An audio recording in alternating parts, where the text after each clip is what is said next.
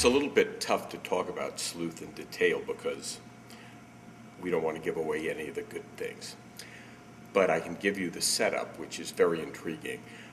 There are two men, Andrew, who lives in Wiltshire in a huge mansion. He's an Agatha Christie-like mystery writer.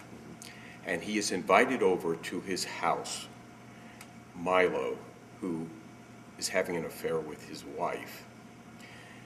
And I think it's very interesting that the play starts out with a deception, that Milo is deceiving the husband by having an affair with his wife. And that starts another train of deceptions that carry on throughout the whole play.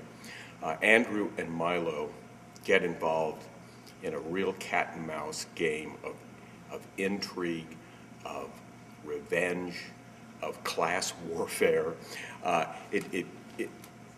It goes pretty far, about as extreme as you could get with two men fighting over a woman. And then it becomes fighting over much more than the woman.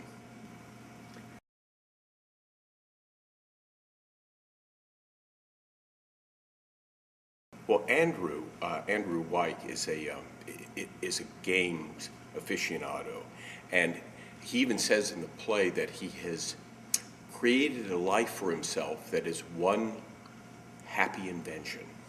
So he's really living a game, and Anthony Schaffer, who wrote the play, said in an interview that when people start mistaking fantasy for reality, bad things happen. But after Andrew invites Milo over, Milo walks into this house that is filled with games. It's filled with,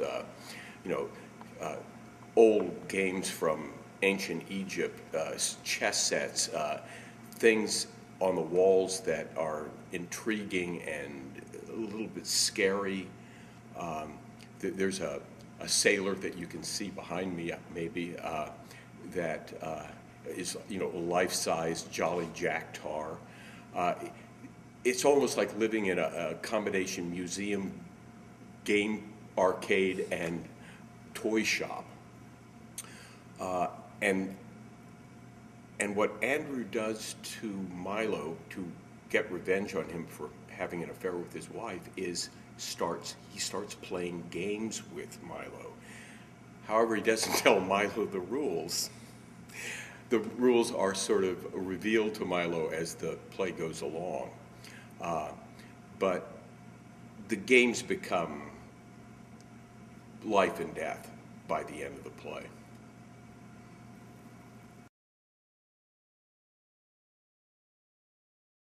Well, I think the biggest challenge with Sleuth is that it has a lot of theatricality in it. There are a lot of tricks involved in the play, things that have to happen on stage that don't necessarily happen very often in a play. In my career as a theater director, there are things in this play that I've never had to contemplate before. And a lot of them are technical, but still, in the planning of this, in creating the set, my meetings with the set designer, Paul Short, who did just a fabulous job with the set, we had to really be careful to make sure that all of these specific things that happen in the play could happen on our set and also be visible by the whole audience. And as your audience knows, because they've been coming to this theater for a long time, is that the thrust theater, which is wraparounds the stage, and it makes for sight lines that are very difficult to hide anything. So we had to be very difficult. I think that was probably the biggest challenge. Now, the psychological aspect of the play, that was the actor's challenge to get inside of these characters. That's always, for me, the fun part of directing. And I have two great actors, Munson Hicks and Michael Goodfriend, and they're in the main roles, and they're the ones who have to really, delve and dig to find out what makes these guys tick. And it was really a fun journey during rehearsal to find out exactly, who these guys are, and then how are they deceiving each other? How are they behaving and not showing exactly what they're feeling? And then when they have private moments, or when are those moments in the play where they reveal their true selves? And it was a dance. With a mystery, it's always a bit of a tightrope walk of wanting to give away a little bit, or let the audience in on something, or let them know something's happening, or give them a sporting chance of trying to figure out what's going on, and at the same time being true to the characters who are deceiving each other.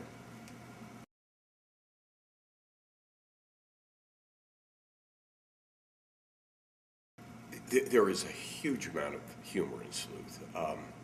It's got some of the funniest lines I think I've ever read. Sometimes you think Neil Simon has broken out on stage. But the humor is character driven. And one of the things that the author does, Schaffer does with this play, is sort of explode the English mystery story. I guess, the Agatha Christie type mystery story where it's, a colonel in the drawing room, killed, and his body's found draped over the desk and with a penknife stuck in his back or something, and we got to solve it. And it's all very genteel, and they're butlers, and it's always on an estate. And, Schaffer sort of sends that up. He blows it up. We're on an estate in this big mansion, but the character who resides there is anything but an Agatha Christie type, and he's got an incredible vocabulary and a use of language that is beyond Shakespeare. As a matter of fact, the actor playing Andrew, I swear the part is longer than Hamlet and more complicated. And the language is more complicated. The syntax of the way he speaks is so rococo that, it was a great challenge for the actor to really get not only his tongue around it and his mouth around it, but his mind around all of those words. And then to make them seem to flow effortlessly, like this guy, has just this mind like a steel trap. But it's with Andrew, there is an incredible verbal facility that is very, very funny at times. The way he describes things, the way he describes what's going on, the way he describes Milo, and then Milo is, part of how the revenge is extracted on him is that he is humiliated. And through the humiliation, there is a lot of humor. At one time, I don't think we're giving anything away here because the photos are out, but, he is sort of forced to dress up as a clown. And Michael, a good friend, is a great physical comedian, and he has a lot of fun with this clown and trying to walk in these size 28 shoes that, and go upstairs and downstairs. So there's some slapstick involved. There's a lot of great verbal humor involved. And then there's just a lot of fun, nasty fun in the way that these top guys go at each other and try to outmaneuver each other and out-gamesmanship each other.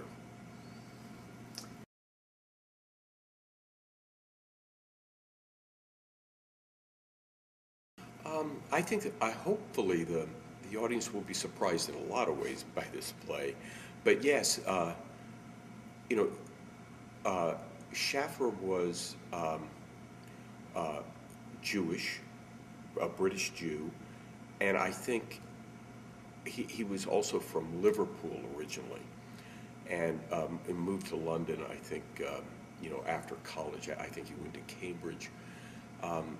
But I think there's always that sense of being a little bit of an outsider if you're not, in Britain, being Jewish and not being the greatest, long-term family of the British Isles. And so I love his take on the British class system. I mean, he really paints a portrait of this upper-class Brit, Andrew, who's, very erudite and well-educated and very rich because of his writing, his mystery writing, but who is underneath a little bit, is scary. I mean, he's like some people we meet here in this country at the country club, and you're playing golf with him, and they seem like the nicest person in the world, and then all of a sudden they'll make a racist remark that just sort of makes your jaw drop. And there are these little minds set around this script that every once in a while they go off, and it makes, I think, the audience is going to be taken aback a little bit. But at the same time, they're very funny because of the way Andrew does it. And, that's the most dangerous kind of racist, in my opinion, is the one who can make you laugh at the same time.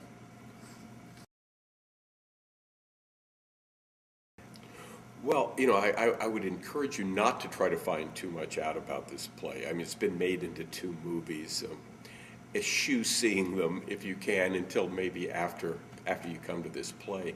I think the less you know about this play coming in, the better. I think you'll enjoy it more. It grabs you right from the beginning and just takes you on a wonderful ride.